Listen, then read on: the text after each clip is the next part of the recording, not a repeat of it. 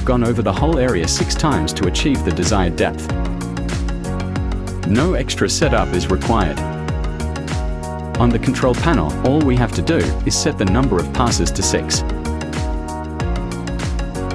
The whole job took 32 minutes to complete with consistent engraving across the whole headstone.